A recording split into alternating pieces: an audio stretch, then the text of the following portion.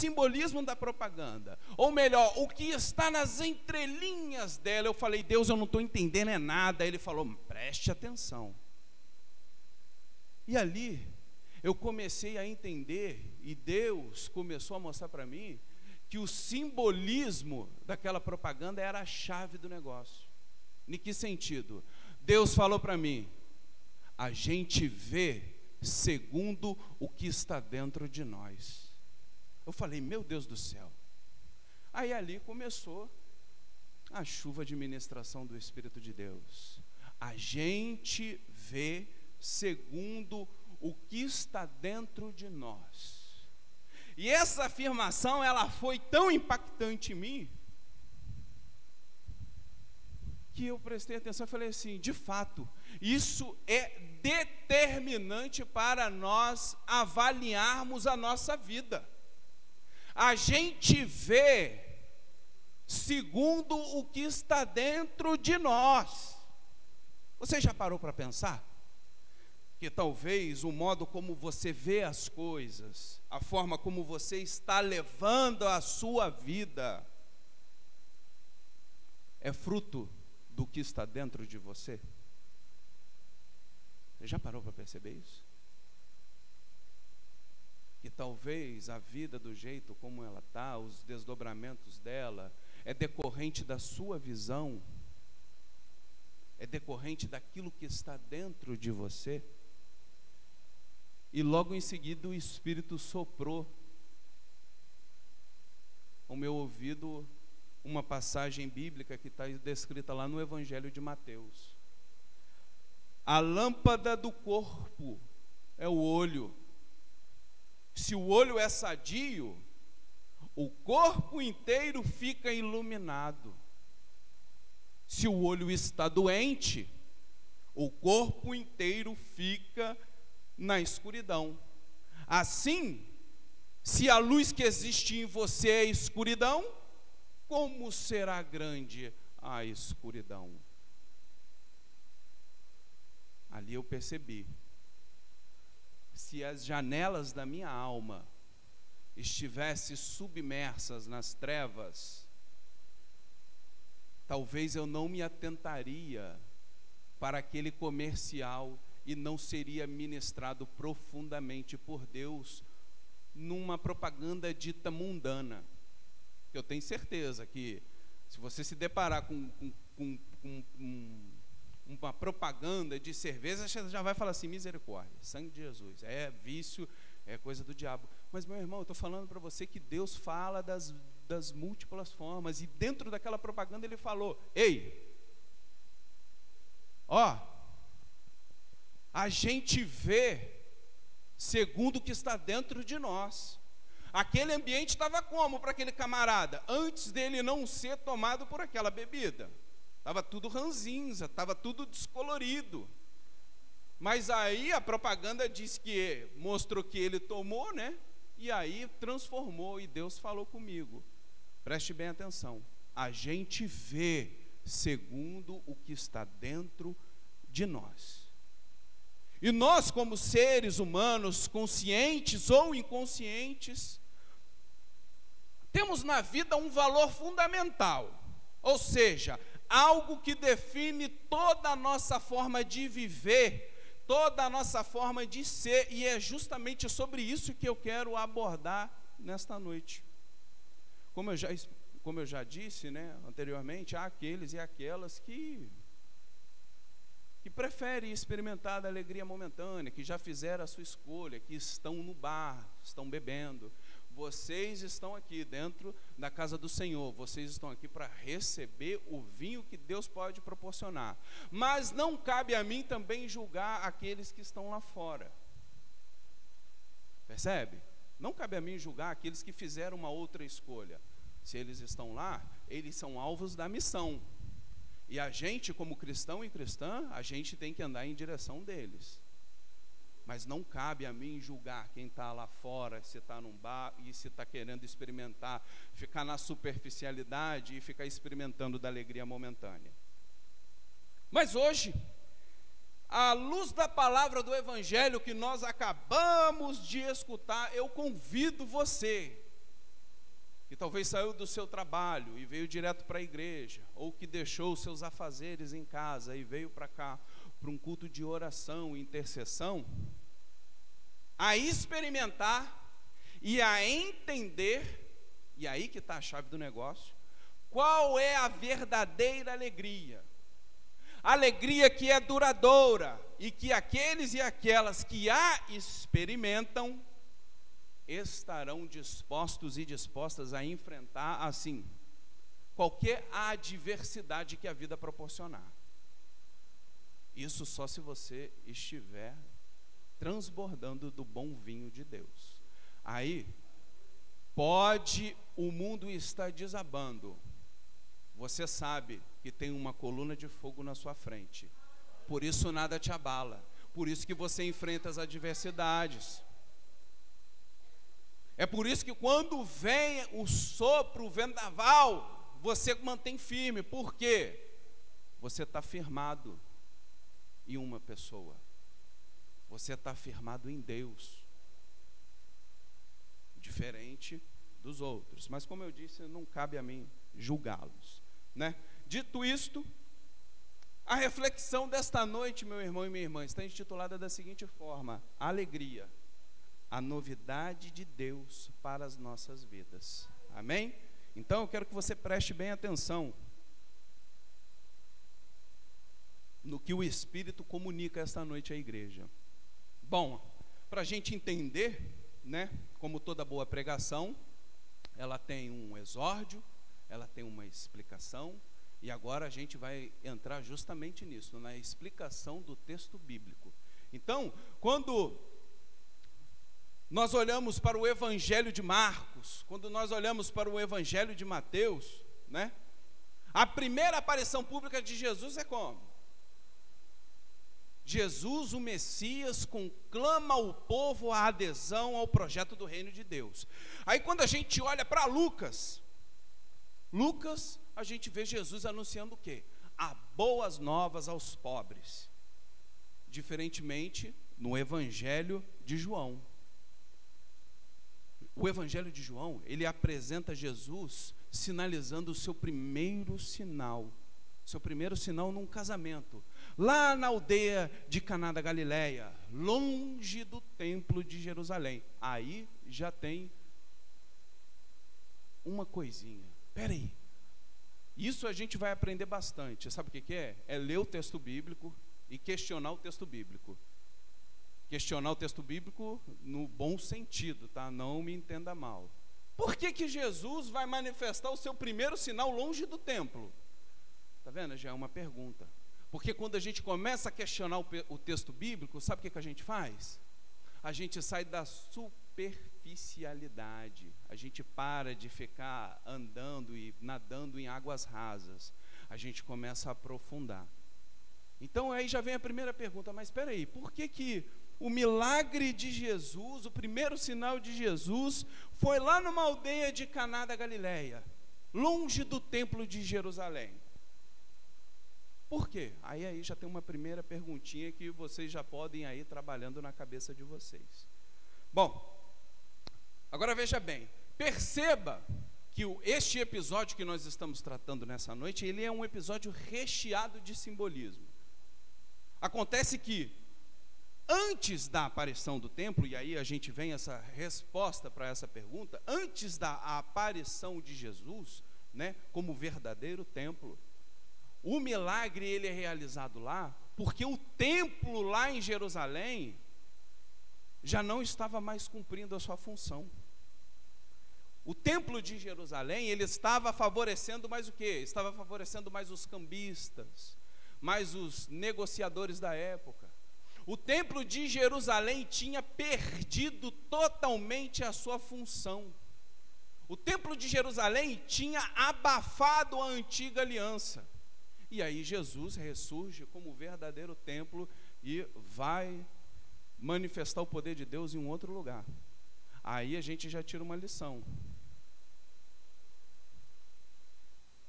Perceba que o Espírito de Deus, ele manifesta onde ele quer, da forma que ele quer e do jeito. Gente, não adianta. Não há possibilidade de engarrafar o manifestar do poder de Deus. Muitos na época diriam: o poder de Deus, o manifestar de Deus só vai acontecer dentro do templo, com os sacerdotes. Mas não, manifestou com João Batista aonde? No deserto. Manifestou com Jesus aonde? Num casamento em Caná da Galileia. Sabe por quê? Porque o Espírito de Deus, ele vai se manifestar aonde as coisas estiverem em ordem. O poder de Deus só vai manifestar aonde estiver em ordem. Aonde tem gente em rebeldia, o Espírito de Deus não manifesta. Pode até manifestar para 1, 2, 3 ou 4 pela misericórdia, mas talvez aquele que está ali clamando e está em rebeldia, ele não vai manifestar. A gente já tem que partir dessa ideia. Então, foi manifestar lá em Caná da Galileia. Nesse sentido, meus irmãos e minhas irmãs, o milagre realizado naquele casamento significa que Deus estava estabelecendo uma nova aliança em Jesus. O templo tinha feito o quê? O templo tinha sufocado, tinha aprisionado a antiga aliança. Através do quê? Através de uma fé moralista. E essa fé, sabe o que ela fazia? Ela amarrava em cima das pessoas fardos pesados. Tinha os que gostavam de amarrar os fardos pesados, e se a gente olhar para a narrativa evangélica, a gente vai ver que estes que amarravam os fardos não cumpriam o que falava. Começa por aí. Então, foi manifestar lá. A antiga aliança, ela tinha sido abafada no sentido de não servir mais a Deus e ao povo. Se nós perdermos essa função de servir a Deus e principalmente servir o concreto que é o povo, se nós perdermos a capacidade de ser uma comunidade missionária a serviço daqueles que nos rodeiam, gente, não estamos cumprindo com o propósito de Deus. Porque muitos vão dizer: eu já ouvi gente falando isso, misericórdia, mas é porque também ele não entende a profundidade da passagem bíblica, falando que o milagre de Jesus em Caná da Galileia é um milagre insignificante. Mas não, Jesus manifestou o poder dele lá porque ele estava servindo ao povo. O ministério de Jesus é marcado fundamentalmente pelo serviço. Então, nós, enquanto igreja, não podemos perder essa característica de servir aqueles que estão à nossa volta. Eu faço uma pergunta retórica para vocês essa noite. Veja só. Imagina se hoje a igreja metodista em Corumbá sumisse do mapa. Será que ela iria fazer falta? Não para as pessoas que aqui estão hoje, para as que frequentam, mas será que ela iria fazer falta para o rapaz que está experimentando da alegria momentânea lá no bar? Será que ela iria fazer falta para o vizinho aqui da frente, para o vizinho de trás? Será que ela iria fazer falta para o vizinho da esquerda e para o vizinho da direita? Ou será que iria só fazer falta para a gente que está acostumado a vir aqui? Isso é uma coisa que deve se pensar. Porque nós devemos ser uma comunidade relevante para o lugar onde estamos plantados.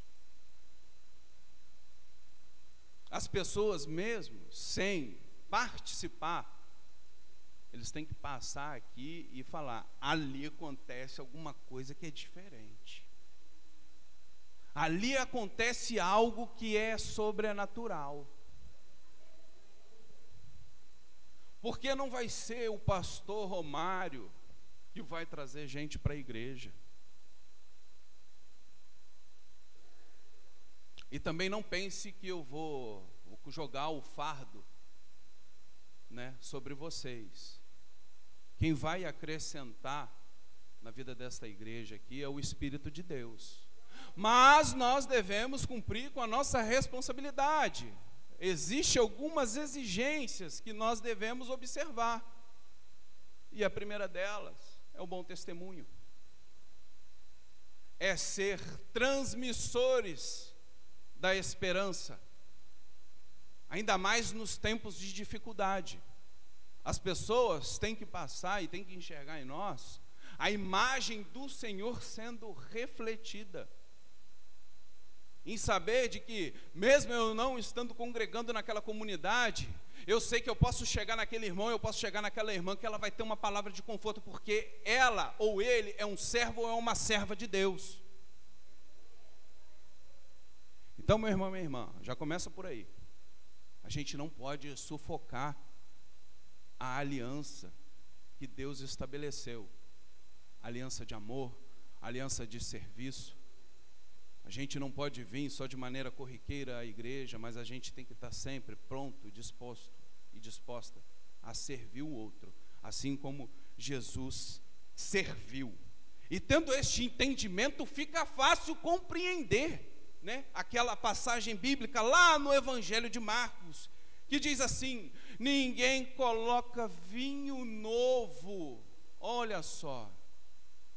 Aqui o Espírito de Deus me deu uma outra pancada, porque antes da mensagem chegar até o púlpito e ser destinada a vocês, o Espírito de Deus me esmiuça. E veja só o que diz essa passagem bíblica: ninguém coloca vinho novo em barris velhos, porque o vinho novo arrebenta os barris velhos, e o vinho e os barris se perdem. Por isso, o vinho novo deve ser colocado em barris novos.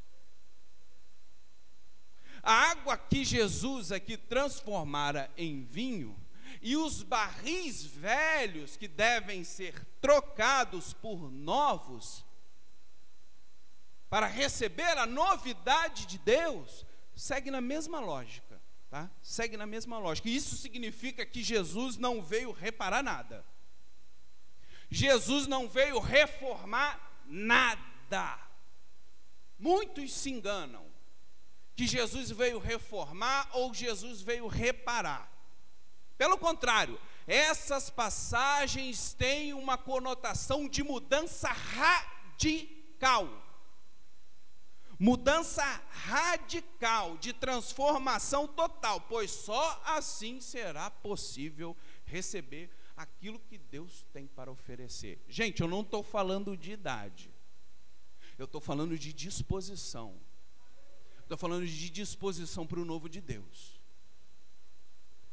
Não adianta a gente ficar agarrado a coisas passadas. O que passou, passou. O Deus que eu sirvo, que pelo menos eu sirvo, agora eu quero saber dos irmãos e das irmãs, é um Deus de novidade. Amém ou não amém?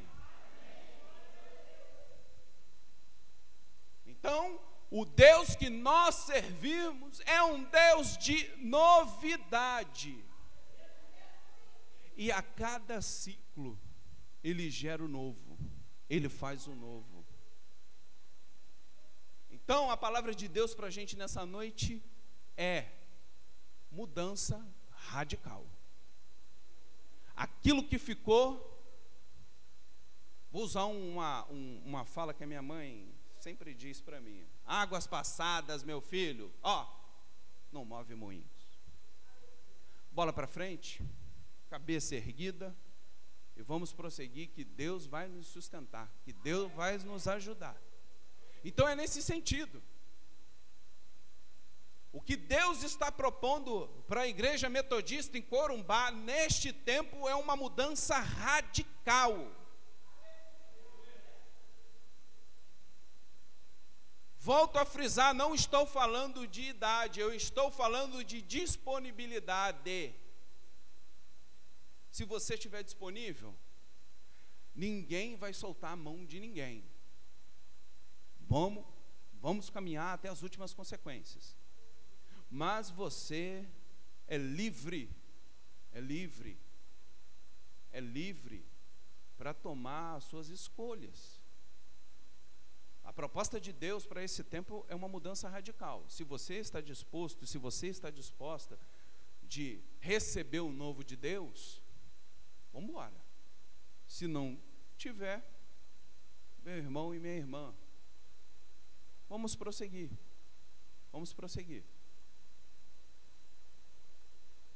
Bom, agora que a gente está situado, né, no contexto dessa passagem bíblica, né, eu quero que você preste atenção no terceiro verso. Gente, pelo amor de Deus, vamos lá, vamos fazer um negócio que eu sou um pouco enjoado com isso, tá? Quando qualquer pregador ou pregadora estiver ministrando a palavra de Deus, em nome de Jesus, seja no celular, mantenha a Bíblia aberta, sabe por quê? Para você identificar se o pregador está falando alguma coisa fora do que está, né, escrito na palavra de Deus.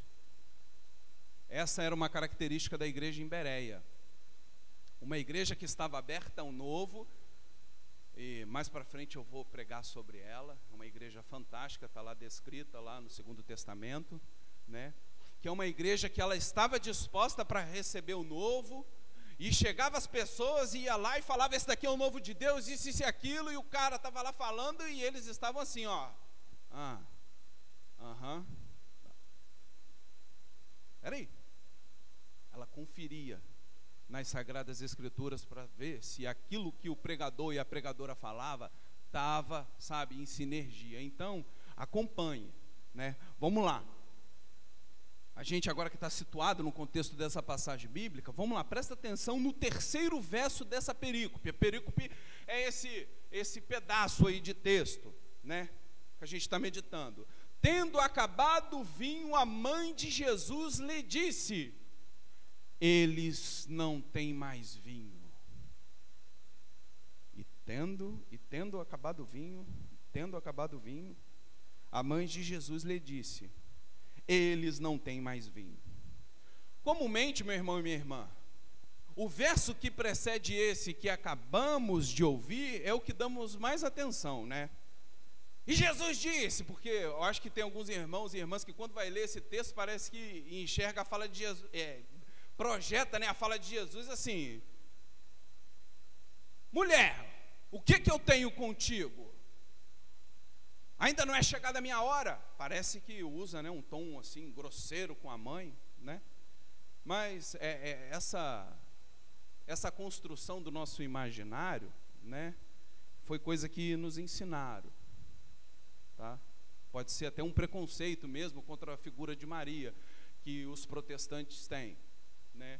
Mas nessa noite eu quero que você tire todo esse preconceito. Se porventura existe algum preconceito, tá, com a figura de Maria, retire, porque as falas dela, nessa reflexão que a gente está fazendo, vai ser de suma importância para você entender o que Deus está falando, né? Veja bem,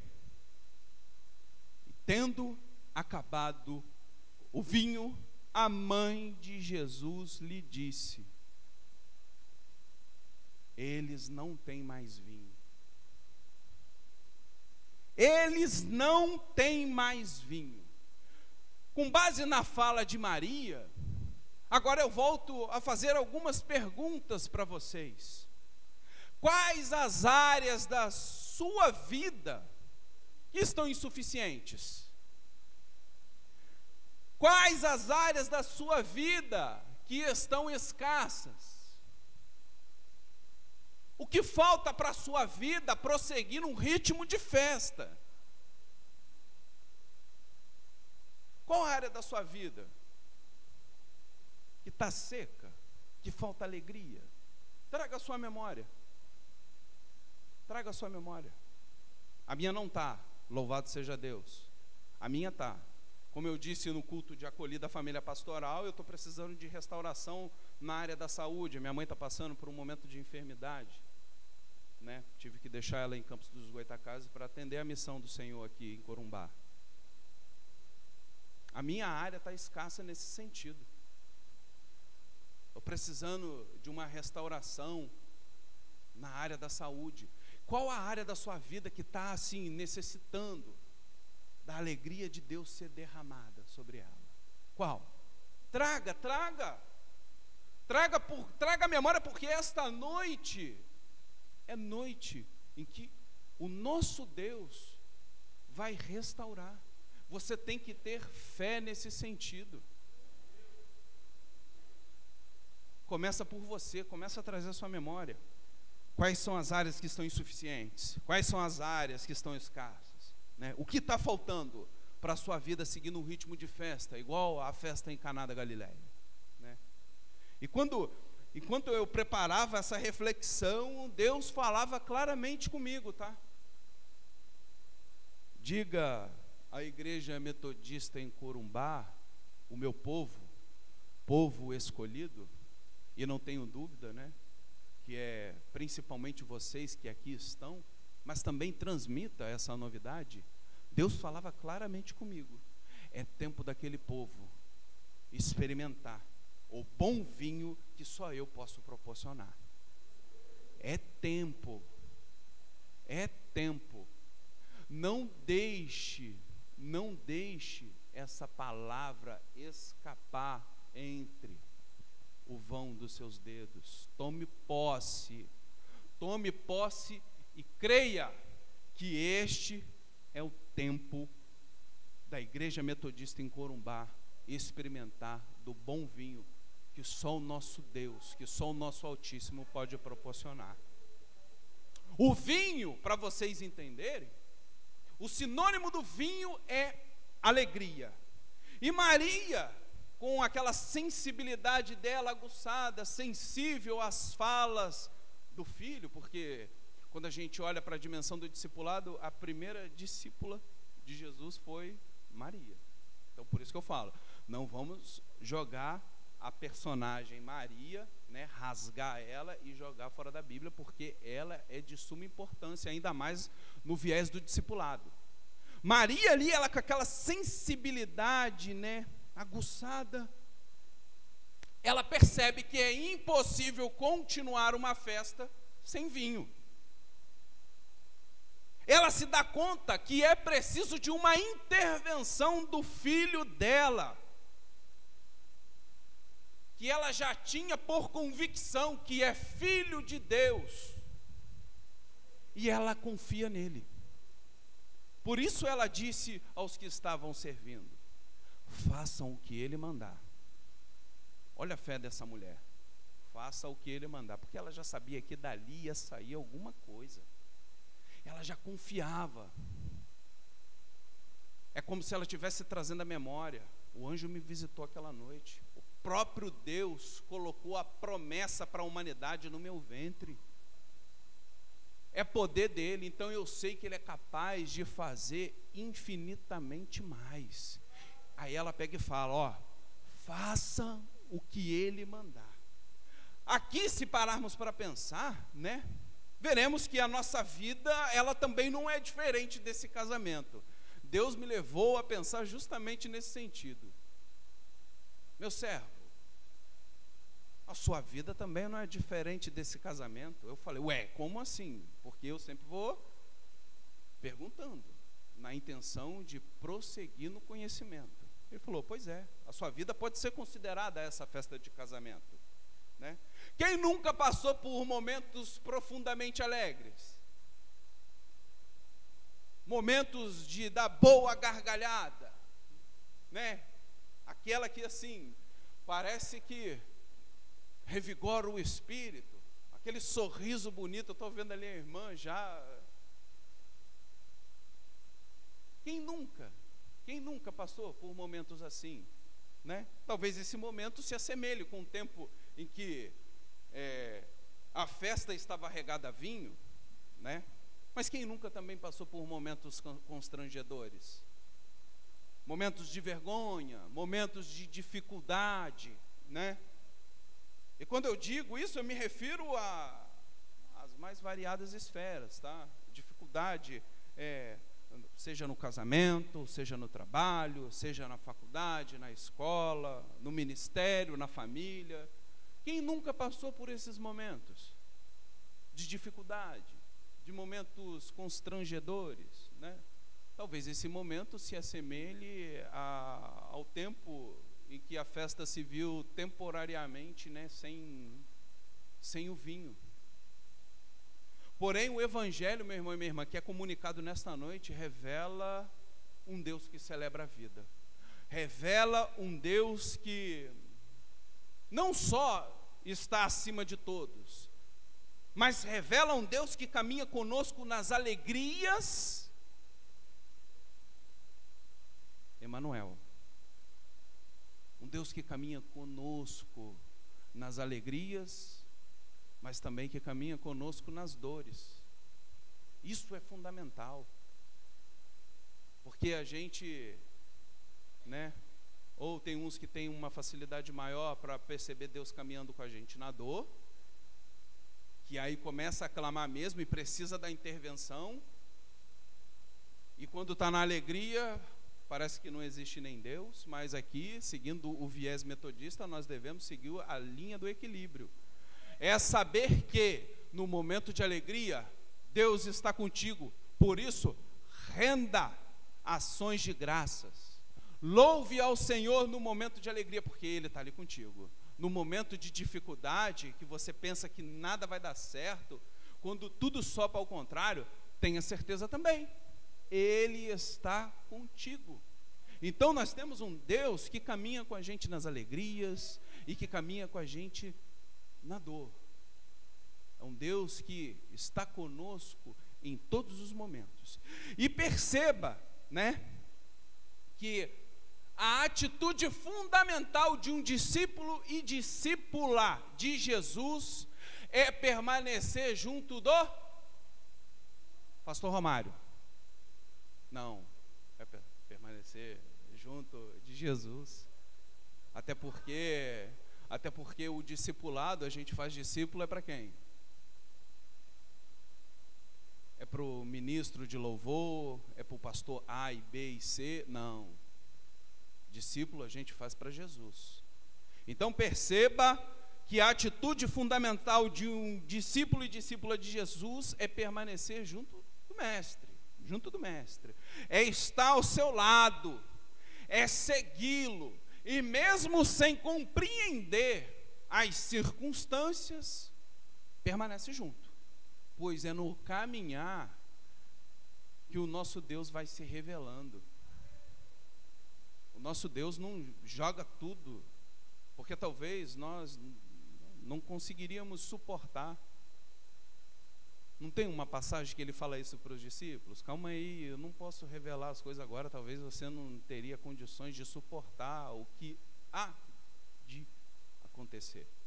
Então, a atitude fundamental de um discípulo e discípula dentro desse texto bíblico é prosseguir junto de Jesus, junto do seu Mestre, né?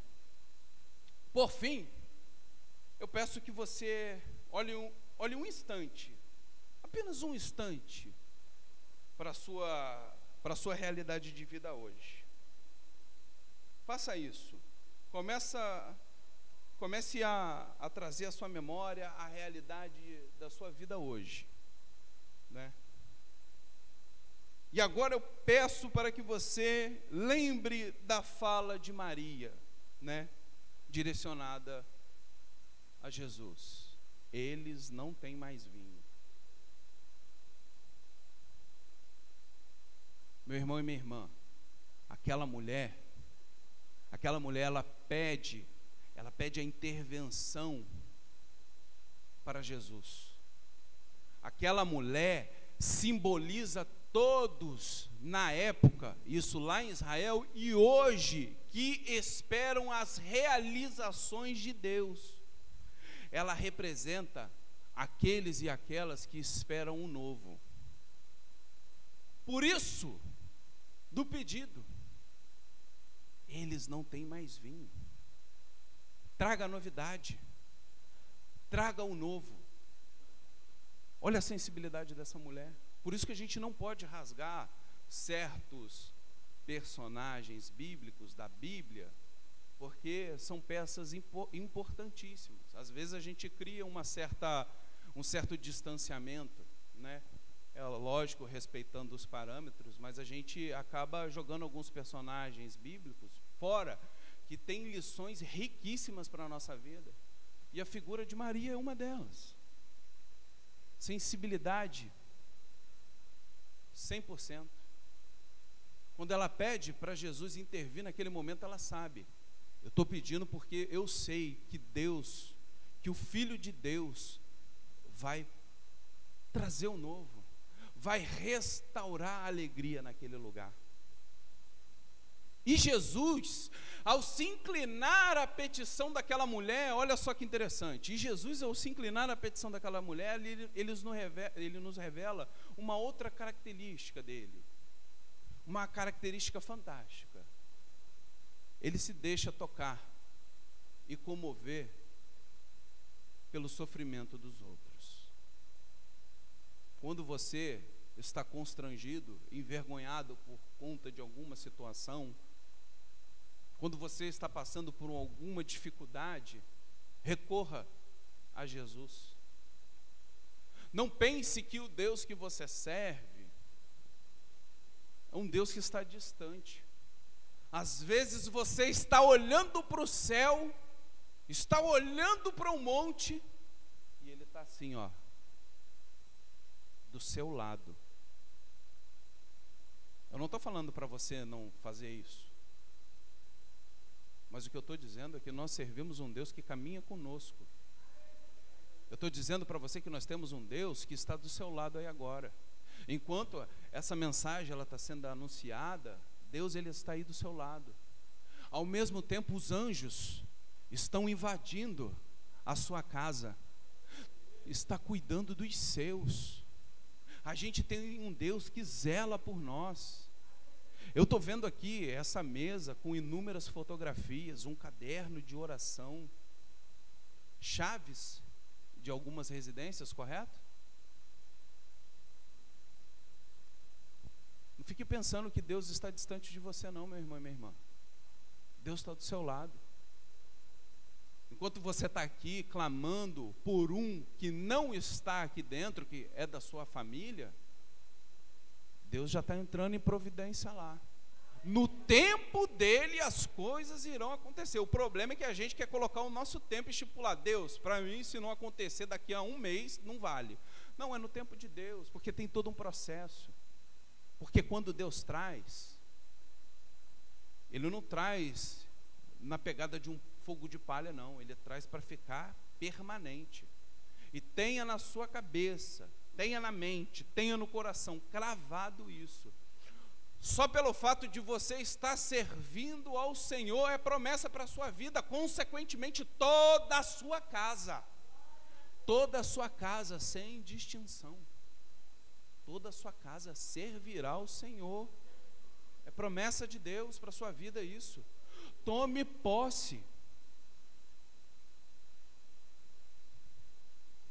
Jesus ele se inclina à petição daquela mulher. Jesus nos revela que Ele se comove com a nossa dor, com o nosso constrangimento, né? Nesse sentido, seguindo ainda a lógica, né, do culto de domingo, hoje à noite é noite de restauração da alegria. É isso que Deus falou para mim. Talvez você estava guardando expectativas assim para ser um culto onde que ia ter gente pulando, virando cambalhota, nada contra isso, porque eu acredito que Deus se manifesta de múltiplas formas. Mas hoje é noite de Deus restaurar a alegria, talvez no seu lar. Talvez na vida das pessoas que você anda intercedendo. Poxa, pastor, mas está tudo certinho lá em casa. Amém. Mas cumpra a sua função como crente. Ore pelos outros. Ore. Se você escuta uma briga, alguma coisa que seja, alguma desavença, coloque o joelho no chão. Porque aonde a planta dos nossos pés fincar, ali tem que ser lugar de bênção. Ali você tem que falar, aqui eu não aceito. Se tem um vizinho que é brigão, Senhor, aqui eu não aceito. Não é também para fazer a oração para mandar o vizinho embora, não. Pelo contrário, Senhor, seu Espírito desce lá, gera paz para aquele ambiente. Aquilo que eu experimento na igreja, aquilo que eu experimento ao ler a tua palavra, eu não quero que fique aprisionado só para mim. Meu Deus, já está passando de 9, mas enfim, eu quero que os outros experimentem o que eu experimento, né? Fazer tudo o que Jesus nos pediu, isso é muito importante, né? Jesus disse aos que serviam, encham de água esses potes. Os potes ali, meu irmão e minha irmã, uma informação bíblica, né? Eles serviam para o rito de purificação segundo a tradição dos judeus, né? Fazer tudo o que Jesus nos pediu é acreditar, como os discípulos acreditaram nele. É crer, é acreditar, é segui-lo como a sua mãe fez e como os discípulos e discípulas fizeram. Não é se acomodar, mas prosseguir adiante no caminho da missão. Crer não é simplesmente vir à igreja e saber que Deus pode fazer infinitamente mais por sua vida e pela vida da sua família. Crer é abrir-se à palavra que se tornou humana, é acolher o seu amor e, como pessoas recriadas por este amor, se colocar a serviço da vida, se colocar a serviço do outro. Acreditar, né, é deixar que o amor, né, que transformou a nossa vida, também transforme a vida de outras pessoas. É isso, irmão. Essa é a chave. Aí está a chave. É deixar que esse amor que nos transformou, transformar as outras pessoas. E mais do que dar a vida por Jesus, como eu já escutei a expressão de alguns irmãos e irmãs, pelas minhas andanças na caminhada ministerial, mais do que dar a vida por Jesus, sabe o que você tem que fazer? É dar a sua vida pelo seu próximo. Não tente ser defensor de Jesus. Deus não precisa de advogado. Deus não precisa que você dê a vida por Ele. O que Ele fala é: dê a sua vida pelos seus irmãos. Porque eu me manifesto nos pequeninos deste mundo. Toda vez que você faz a um destes pequeninos, você está fazendo a quem, meu irmão? Você está fazendo ao próprio Deus. Então pare de querer assumir também a figura de advogado de Deus. Deus não precisa de advogado. Deus precisa que você cumpra com o propósito que Ele já estabeleceu. É gerar vida, e vida em abundância para o nosso semelhante. Tá? Assim, Jesus, ao transformar a água em vinho, né, ele inaugura um novo tempo. Um tempo caracterizado não mais pela fé ranzinza, pela fé moralista, né, pela fé pesada que era imposta ao povo, mas uma fé que é marcada pela generosidade, uma fé que é marcada pela graça de Deus, uma fé que nos ensina que a gente vê as coisas segundo o que está dentro do nosso coração. Se você tiver o bom vinho, você só vai enxergar coisa boa. Você já viu aquele crente que só reclama das coisas, que só reclama da vida? Esse daí precisa fazer uma autoavaliação e constatar o que ele tem dentro do coração dele. Será que ele tem o bom vinho do Senhor? Ou será que ele está impregnado pelo veneno que o mundo joga todo dia sobre nós? Se você tem um bom vinho do Senhor, você vai ver as coisas bem. Se você tem um vinho do Senhor sobre a sua vida, o veneno que o mundo joga constantemente não vai penetrar no seu íntimo. Então, a fé, ela também é caracterizada por isso. A gente vê as coisas segundo o que está dentro de nós. A fé, né, ela permite que continuemos firmes e caminhantes nessa longa estrada que se chama vida. A fé, ela permite que a gente continue no caminho da missão. A fé não faz a gente, eu estou hoje na igreja e amanhã não estou. Na faculdade de teologia, os professores, né, teve um aluno que pegou e falou assim: quer saber de uma coisa, professor? Depois dessa sua aula eu perdi a fé. Eu perdi a fé. O professor virou para ele e falou assim: eu não tenho poder, eu não sou maior do que Deus para retirar uma dádiva que vem do próprio soberano, do próprio Altíssimo. Eu sou um mero mortal, caro aluno. Se você está falando que perdeu a fé, é porque na verdade você nunca teve. Tem gente que confunde.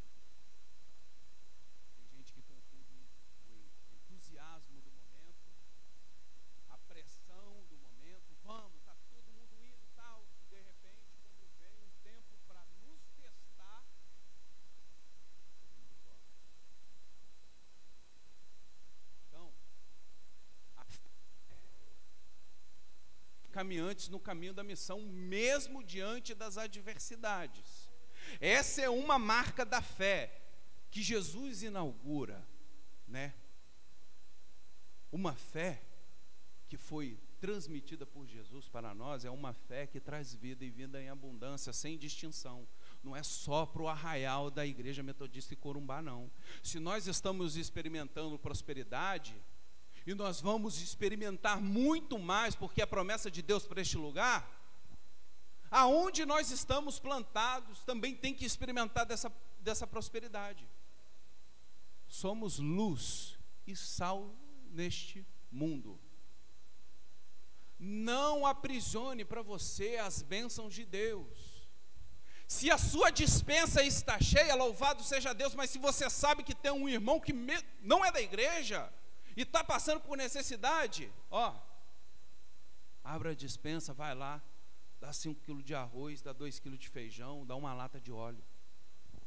A prosperidade também, ela não foi feita para ficar aprisionada com você. Compartilhe com o outro. A fé de Jesus inaugura isso. É uma prosperidade que é comunitária, não é individual, né? E essa fé que Jesus inaugura é uma fé que nos chama para sermos testemunhas vivas e atuantes, né? Comunicadores e comunicadoras da verdadeira alegria que provém de Deus. E quem assim crer e assim se conservar, estará continuamente transbordando do bom vinho de Deus. Amém? Que nesse tempo, meu irmão e minha irmã, tempo de adversidade, tempo de dificuldade, que sejamos comunicadores e comunicadoras da alegria que vem de Deus. Compartilhe o bom vinho que está transbordando de você. E se por algum motivo você se vê, né, escasso desse vinho, saiba que esta noite o Senhor quer derramar sobre a sua vida e consequentemente sobre toda a tua parentela da alegria que provém dele. Amém? Nesse sentido, vamos orar para encerrar este momento? Feche os seus olhos, curve a sua fronte.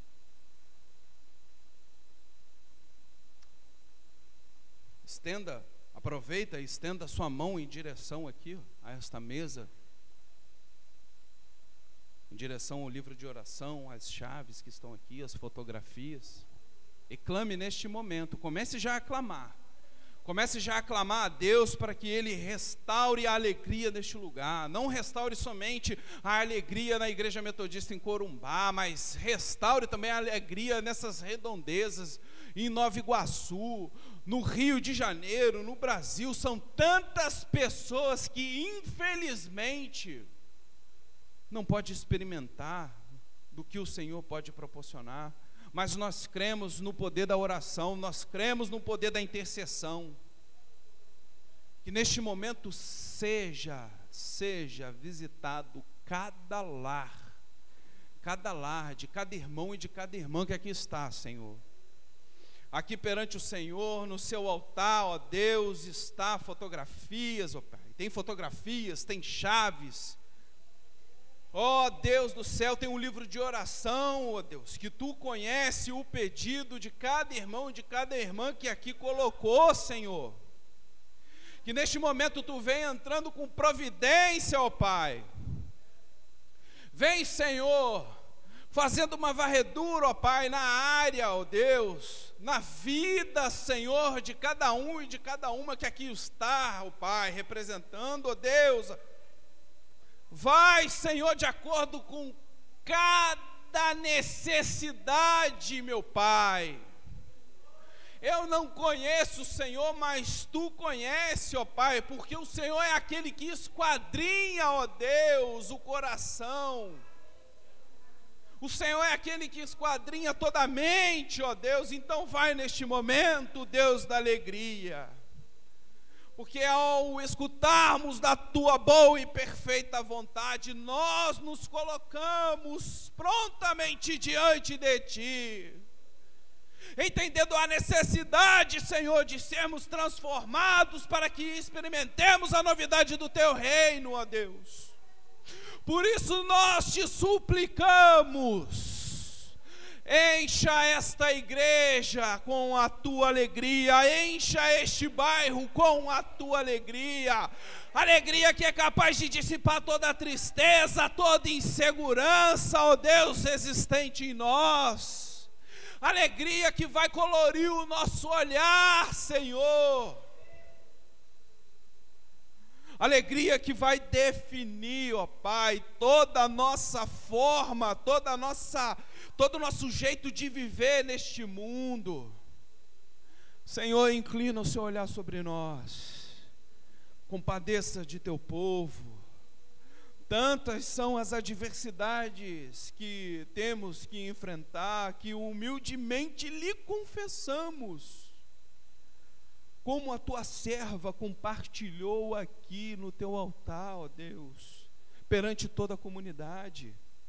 Constantemente somos surpreendidos pelas tormentas da vida, e infelizmente esquecemos que as provações existem para nos amadurecer na fé.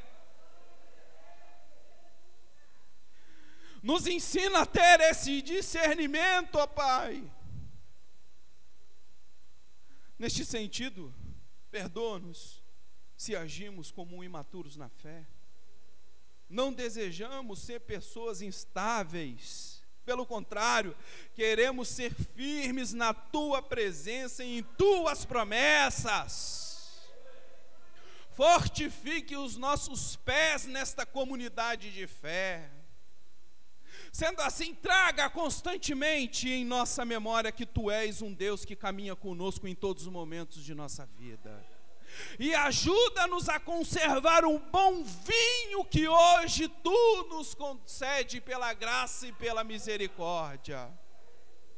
Pois o nosso olhar, o nosso viver, o nosso agir está condicionado ao que está dentro de nós.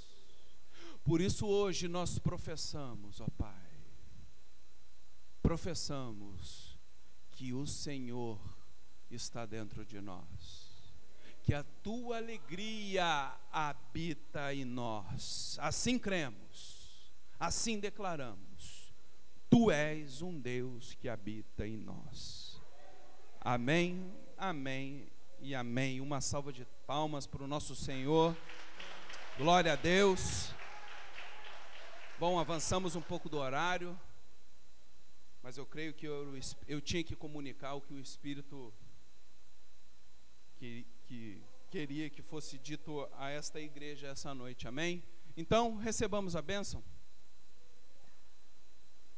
Que a paz que excede todo entendimento, que é proveniente do Deus Pai, a radicalidade do amor de Jesus expresso na cruz por mim, por você, por toda a humanidade, e que o impulsionar do Espírito Santo, aquele que nos motiva e que nos mantém caminhantes no caminho da missão, seja sobre a vida de cada um e de cada uma que aqui está e que se estenda a toda a sua parentela.